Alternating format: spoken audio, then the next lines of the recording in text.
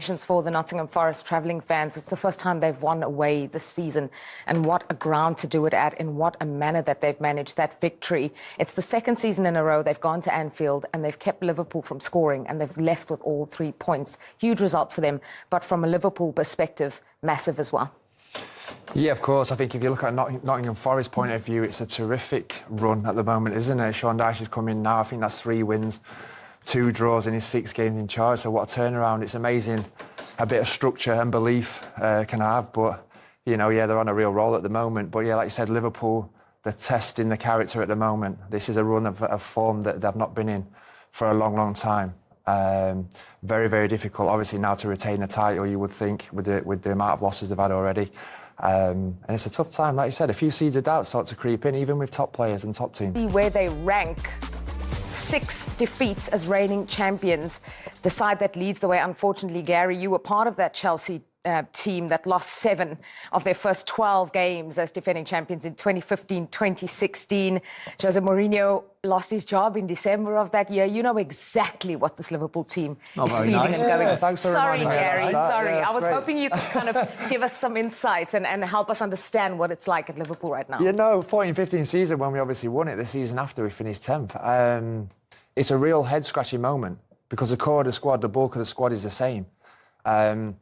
And it comes down to a little bit, like I said earlier, even top players, a little bit of seed of doubt, a little bit of, you know, confidence is dinted a little bit. I remember in the title seasons that we won the title, feeling like so confident in the tunnel coming out, you know, almost like an arrogance to go, oh, I wonder how many we're going to win by today. It was that kind of momentum, that kind of confidence. When things are going against you, like this Liverpool team now, you hear a few rumblings, you know, you hear the crowd are not happy, you hear the outside noise a little bit from the press. And that's when you really need to stick together and have real big characters in the dressing room. Because it's easy, as Michael will know, as anyone who played football, to point a finger at times when things are not going well. Oh, this is wrong, this is wrong, this is wrong. When really, if you dig down, you dig deep, you work hard, and you bounce back. We did that the next season, we won the league. Arne, what are your thoughts on that today? Another big disappointment. Started off quite well the first half hour. Got our chances. But I think throughout the whole game, they threw themselves in front of every ball, every shot we had. That's also what they did in the first half hour. And then we conceded the 1-0, and afterwards we weren't able to play the way we did in the first half hour. I must ask you about 1-0, 13 days on from the Etihad. Did you have a thought that it might have been similar to Andy Robertson? I don't know. The thing I heard was that it wasn't offside. So, yeah, if it's not offside, then there's nothing to debate. So, yeah, after half an hour, I think we were, which is maybe quite normal, the better team. We were creating, was waiting for us to score a goal. But then, yeah, the game completely changed by that set piece, because the hour afterwards, yeah, we were maybe trying, but hardly created any chance. And they scored 2. What do you put that down to, that last hour then today? Nah, it's if things go well, if things go bad, it's always my responsibility, and we weren't able to create enough, or maybe to say anything in the second part. I tried to adjust a few things that didn't really work out, so players tried, kept on trying, but unfortunately we weren't able to score a goal, because you never know in this stadium, if you score a goal, then something can happen. Maybe you can turn the game around, but I tried a few things that didn't work out, and that's why I say it's in the end, if things go well or don't go well, it's my responsibility. How about the second half, 39 seconds in to lose that goal?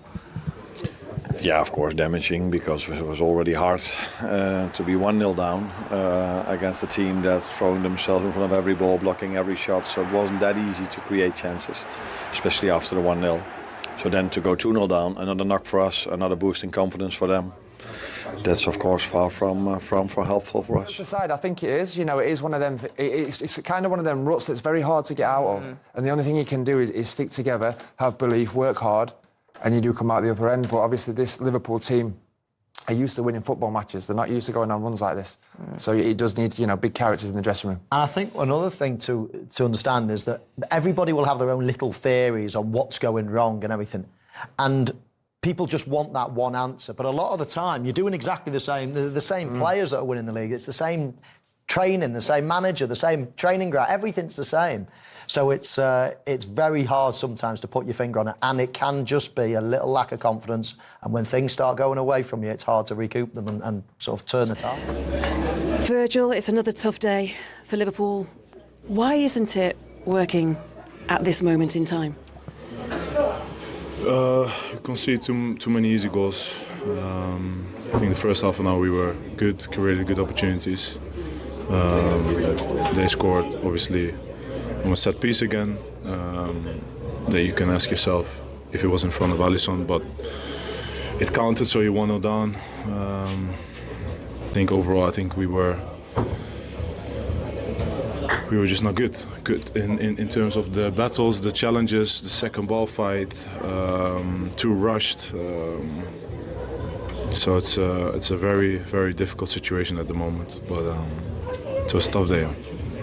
When you talk about the set piece, which you conceded from, very similar to what happened with you, Manchester City, but obviously the opposite outcome.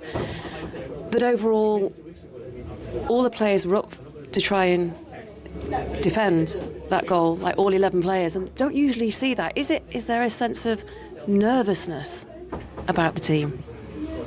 Well, there's nervousness, I think, after we conceded, but not during that particular moment. I think you sense that you want to rush things after we conceded, trying to find the equalizer as soon as possible, and obviously that's human when you're in a difficult moment. But yeah, I don't think there is nervousness before a set piece. I think we cleared the ones before.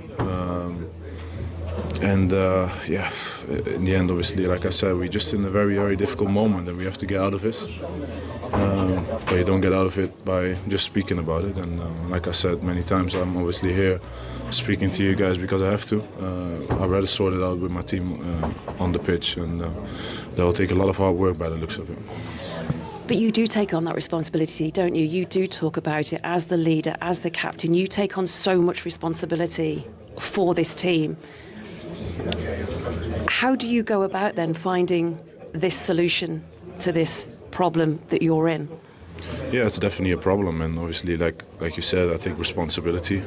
But I think everyone in the team, not only the starters but the guys around as well, have to take responsibility as well, because football is a team game. We all do it together, and we need everyone at their best. And in order to win games, you have to take responsibility. And that's what I've mentioned as well. And now you have to, you have to digest this, take it on the chin, and work harder. And obviously I've been saying it quite a lot already this season, and it's not been working out so far, but we have to keep going. How would you suggest then, or sum up the mood right now after you've spoken to your teammates in the dressing room after this defeat? What kind of responses are you getting? Well, obviously everyone is disappointed, like they should be, because losing at home against Nottingham Forest is, in my eyes, very bad. That's the least I can say about it. But especially the second half, the goals we conceded far too easy, and something that we all have to look in the mirror and take responsibility for.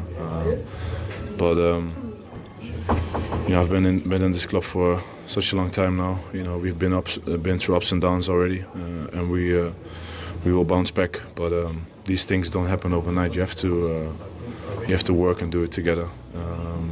It's not a one-man show, it's all together, and keep going. But the reality is that we are in a very difficult moment, and we all want to get out of there. I'm not a quitter, no one should be, so I will keep going until the end. And you can tell that it's hurting you just talking to us right now. The supporters leaving early as well. It's been so long since that happened, and you notice that too, don't you? Of course, but I can't decide obviously what the supporters are doing if they leave early. Obviously, I can understand the frustration fully, but I know obviously the fans have been through thick and thin with us over all those years, and that's how Liverpool is, and I'm pretty sure that they will always stick with us regardless. And when we come out of this, because we will come out of this, they will be there with us as well. Liverpool's shocking 0-3 defeat to Nottingham Forest has sent waves through Anfield. leaving Arne Slot visibly frustrated and brutally honest in his post-match reaction.